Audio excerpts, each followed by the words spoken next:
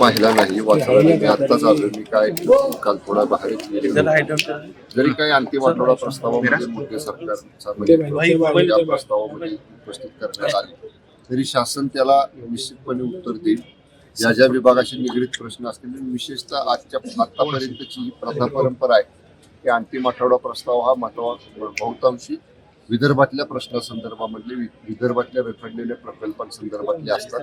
त्यामुळे या बाबतीत निश्चितपणे सरकार सकारात्मक त्याच्यावरती चर्चा करेल, चर्चेला सामोरं जाईल आणि नक्कीच विदर्भाला या अधिवेशनात न्याय देण्याची भूमिका या अंतिम आठवडा प्रस्तावाच्या उत्तरातून सभागृहाचे नेते विधानसभेचे आदरणीय फडणवीस साहेब आणि विधान परिषद सभागृहाचे नेते आदरणीय एकनाथ शिंदे साहेब. काल उद्धव ठाकरे म्हटले, आज संजय राऊत असं म्हणतात की वेगळ्या विदर्भाबाबत भाजपचे कॅबिनेट मंत्री बोलतायत, मात्र शिंदेची शिवसेना आपली भूमिका मांडत नाही.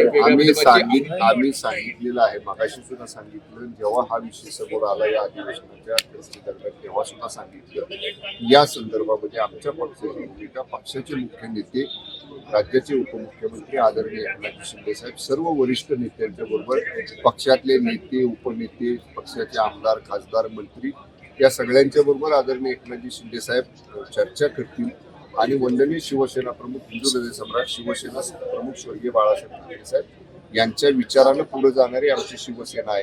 त्यामुळं जी भूमिका या संदर्भामध्ये वंदनीय शिवसेना प्रमुख हिंदू हृदय सम्राट शिवसेना प्रमुख बाळासाहेब ठाकरे साहेबांनी स्वीकारलेली होती त्या भूमिकेला अनुसरूनच आमची भूमिका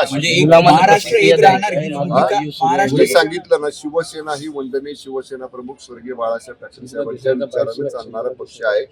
जी साहेबांची भूमिका महाराष्ट्रातल्या स्वर्गीय हिंदू हृदय सम्राट शिवसेना प्रमुख बाळासाहेब ठाकरे साहेबांची भूमिका होती त्या भूमिकेला अनुसरून आम्ही पुढे जाऊ.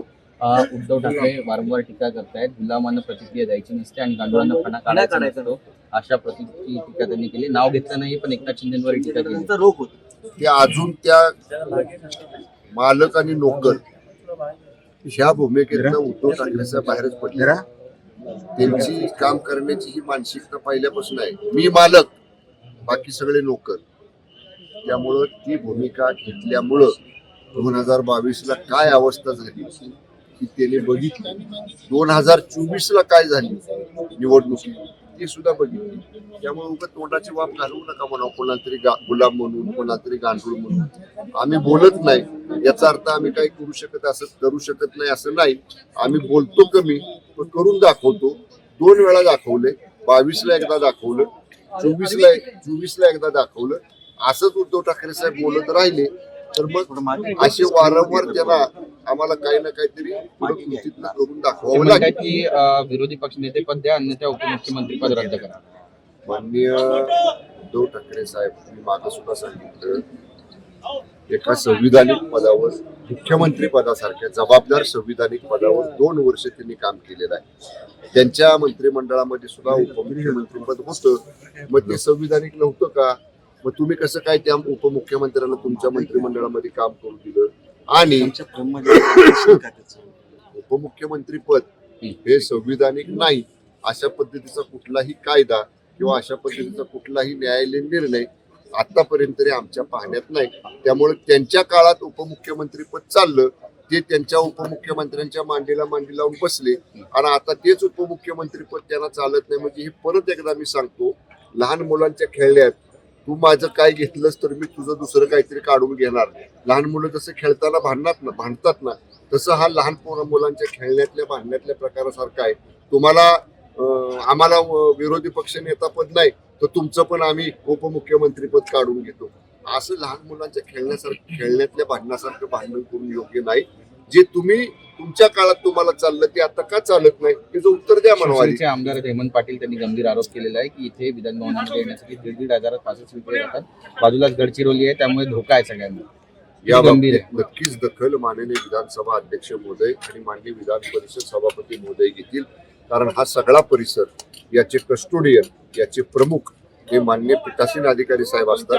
त्यामुळे मान्य विधानसभा अध्यक्ष महोदय आणि मान्य विधान परिषद सभापती महोदय हे दोघं आदरणीय मंत्री आमदार महोदय हेमंत पाटील साहेबांनी जी काय मतं उपस्थित केलेला आहे त्याच्या बाबतीत हे दोघं योग्य तो निर्णय घेतील. मलिकांना घेऊन सरकार दुटप्पी भूमिका घेत आहे असे विरोधक आता आरोप करू लागलेले आहेत. राज्य स्तरावरती मलिकांचा पाठिंबा चालतो, मात्र पालिकेमध्ये कुठेतरी नवाब मलिक नको कोण म्हटलं असं? अशी विरोधक टीका म्हणू दे ना, मी काय म्हटलं तुम्हाला? विरोधकांचं कामच आहे हो टीका करायचं. नवाब मलिक साहेब ज्या राष्ट्रवादी काँग्रेस पक्षाचे जबाबदार नेते आहेत, पदाधिकारी आहेत, त्यांच्या बाबतीतली भूमिका त्यांचे पक्षप्रमुख, त्यांच्या पक्षाचे प्रमुख हे घेतील आणि जी काही महायुतीमध्ये भूमिका घ्यायची ती महायुती म्हणून आम्ही एकत्र बसून घेऊ. ते पाठपुरावा करतात. ते पाठपुरावा शिवसेनेची भूमिका होती. नवाब मलिकांचं म्हणणं आहे की मुंबई महापालिकेचं नेतृत्व हे नवाब मलिक त्यांच्या पक्षाची भूमिका आहे ना. महायुतीची भूमिका आम्ही एकत्र बसून ठरवू ना. जेव्हा महायुतीची भूमिका ठरवण्यासाठी महायुतीच्या मुंबई महानगरपालिका निवडणुकी संदर्भातली जी काही कोर कमिटी असेल किंवा जी काही प्रमुख नेत्यांवर जबाबदारी असेल, ही सगळी एकत्र बसतील आणि आमच्या तिन्ही पक्षाच्या प्रमुख नेत्यांशी चर्चा करून आमची भूमिका ठरवतील. बावनकुळे म्हणतात नवाब मलिकांसोबत कुठलीही चर्चा आम्ही करणार नाही, भाजप करणार नाही. म्हणूनच मी म्हटलं ना, भाजपची भूमिका झाली, राष्ट्रवादीची भूमिका झाली, शिवसेनेची भूमिका योग्य वेळी घेईल. ओके, धन्यवाद.